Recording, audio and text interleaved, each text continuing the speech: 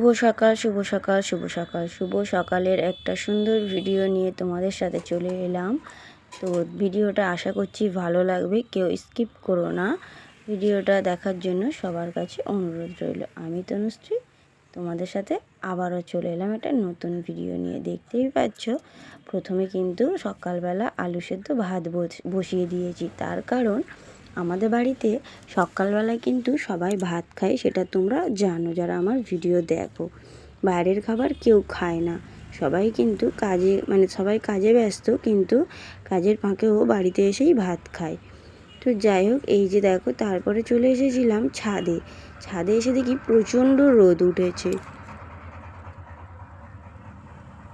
আজকে সকাল থেকেই প্রচণ্ড রোদ। উপরে ছাদে না উঠলে ঠিক বোঝা যায় না, নিচে তো অতটা রোদ পায় না। আর চারিদিকটা ঘেরা, আমাদের সেরকম কোনো পজিশান নেই। তোমরা যারা আমার ভিডিও দেখো তারা অবশ্যই জানো যে আমাদের বাইরের আলো বাতাস ঢোকার মতো তেমন একটা পজিশান নেই। আর এই যে একটা সুন্দর ফুল গাছ, এই যে গাছের গোড়ায় পালং শাক কুমড়ো শাক হয়ে পুরো গাছটা আমাকে বড় হতে দিল না, বড় হলোই না গাছটা। তাই কি করলাম যে সমস্ত শাকগুলো আজকে তুলেই নিলাম। এই যে তারপরে চলে এসেছি পেয়ারা গাছের গোড়ায়, পুরো কিন্তু পরিষ্কার করে দিয়েছি। দেখতেই পেলে যে পুরো সমস্ত শাকগুলো তুলে নিয়েছি। তো পালং শাক এখন বাজারে তেমন একটা পাওয়া যায় না, তো শেষবার মতো একবার পালং শাক এই যে চাষের শাক খেয়ে নিই, লাস্টবারেই খাবো। তো যেখানে যেখানে হয়েছিল সেখান থেকে সব তুলে নিলাম। এর আগেও এগুলো ফাঁকা করেছিলাম, তারপরেও দেখছি অনেক দিন পর এগুলো বেরিয়ে আবার কত বড় বড় হয়ে গেছে। এই ফুল গাছটার গোড়া থেকেও দেখো, আগে তোমরা যারা আমার পুরনো ভিডিও দেখেছো তারা অবশ্যই জানো যে এইগুলো কিন্তু সব তুলে নিয়েছিলাম এর আগে। তো গাছের গোড়ায় এত শক্ত জল দেওয়া রয়েছে, তাও মাটিটা পুরো এঁটে রয়েছে। মাটিটাকে খুঁজতে হবে, মাটি খোসা হয়নি। তার জন্য দেখো এই যে গাছের গোড়া পুরো পরিষ্কার করে দিলাম, যেসব ঘাস হয়েছে সেগুলোও তুলে দিলাম। আবার এই গাছটার গোড়াতেও দুটো চারটে হয়ে রয়েছে, তো ভাবলাম একটাও তুলে নিই, একটা রেখে দিয়ে আর কি হবে। তো সমস্ত শাকগুলো তুলে দেখো পাশের গাছটায় দুটো লাল লাল জবা ফুটেছে। আর এই যে সেই নয়নতারা, সেই ছোট্ট নয়নতারা কত বড় হয়ে চারিদিকে কতটা ডালপালা ছেড়েছে। যে জায়গাতে বসিয়েছি সেই জায়গাটা দেখা যাচ্ছে না, একটা ছোট্ট কৌটো কেটে আর কি তার মধ্যে বসানো। আর এই যে জবা ফুলের কালারটা কত মিষ্টি কালার। তো দেখো এক ঝুড়ি পালং শাক হয়েছে। তারপরে নিচে চলে এলাম, এটা কি বলো তো, এই যে দেখো লেবু রস। এটা আমি প্রায় সময় খাই, প্রতিদিন খাই বলতে পারো। সকালবেলা লেবু জলটা গরম জল লেবু গরম জল দিয়ে খেলে সারাদিন শরীরটা একটু ফ্রি মনে হয়। তো যাই হোক, তারপরে এদিকে দেখো আলু ভাজা বসিয়ে দিয়েছি। আলু সেদ্ধ করেছিলাম, আলু ভাতে দিয়েছিলাম, তারপরেও একটু আলু ভাজা করে নিলাম, কে কোনটা খায় আর কি, তার জন্য। এদিকে ভাত হয়ে গেছে, আর এই যে আলু ভাজা হয়ে গেছে। সকালের খাবারটা হয়ে গেছে, আর সাথে এই যে একটা ডিম ভেজে নিলাম। আর এই যে দেখো হঠাৎ করে শাশুড়ি মা দোকান থেকে, কোনো কিছু বলা নেই কওয়া নেই, হঠাৎ করে কতটা দুধ আর রুটি নিয়ে চলে এসেছে। দেখো সেজে গুজে, কোথাও কিছু নেই, হঠাৎ করে 9টা সাড়ে 9টা বাজে এলেন, বেরিয়ে চলে যাচ্ছে সেজে গুজে। আর এই যে দেখো আমি ওনার জন্য ভাত বেড়েছিলাম, সেই ভাতটুকুও খেলো না, উনি চলেই গেল কোথায় না, মেয়ের বাড়ি যাচ্ছে, মেয়ের বাড়ি থেকে ঘুরে আসে। আর এই যে ছেলের জন্য 50 টাকা দিয়ে গেছে, তাড়াহুড়ো করে বেরিয়ে গেল। তার কারণ একটু দেরি হলে ছেলে টিউশন থেকে চলে আসবে, ও বায়না করবে যাওয়ার জন্য, তাই নিয়ে যাবে না, তার জন্য তাড়াহুড়ো করে বেরিয়ে গেল। আর ইনি হচ্ছে এই যে আমার ছেলে, পড়ে থেকে এসে এখন বায়না জুড়েছে কি খাবে কি করবে। আর বাজার থেকে সামনে দিয়ে একটা তরমুজ দোকানদার যাচ্ছিলো, ওর বাবা একটা তরমুজ নিয়ে এসছে। তো দেখো আমার ছেলে অন্যান্য কিছু দিয়ে অতটা ভাত খেতে চায় না, মাছও অতটা খেতে চায় না, কিন্তু ও একটু মাংস খেতে ভালোবাসে।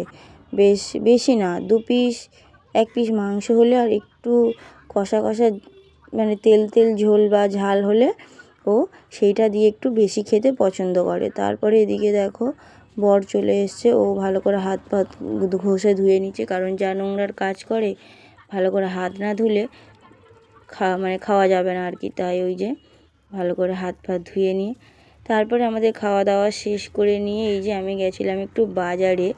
তো এবছর তেমন একটা এঁচোড় এখনও খাওয়া হয়নি, তা ওই যে অল্প একটু এঁচোড় কিনে নিয়ে এসেছি। আর এঁচোড় দিয়ে হচ্ছে এই যে দেখো চিংড়ি মাছ, বড় বড় চিংড়ি মাছ নিয়ে এসেছি, খুব বড় না, মিডিয়াম সাইজের চিংড়ি মাছ, এঁচোড় চিংড়ি হবে।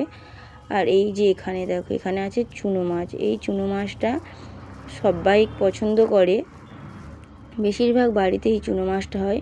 এটা হচ্ছে গাঙের মৌটি মাছ, গাং মৌটি। তো যাই হোক, এই যে দেখো 10 টাকায় কত মাছ, দেখেছো? দেখো 10 টাকায় যা মাছ নিয়ে এসছে, এখন না হলেও 3 দিন আমাদের রান্না হয়ে যাবে। 10 টাকায় কিন্তু এতটা মাছ, দেখো তোমরা কি কেউ পাও 10 টাকায় এত মাছ?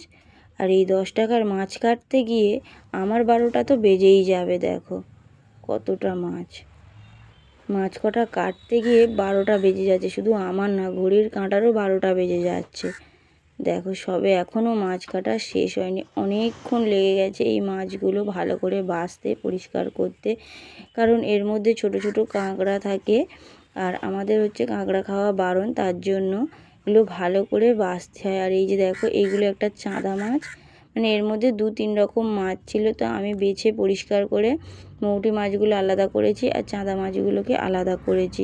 তো এগুলো আজকে আর রান্না করব না, এগুলো ফ্রিজে তুলে দিলাম, দিয়ে তারপরে দেখো বসে পড়েছি রান্নাতে।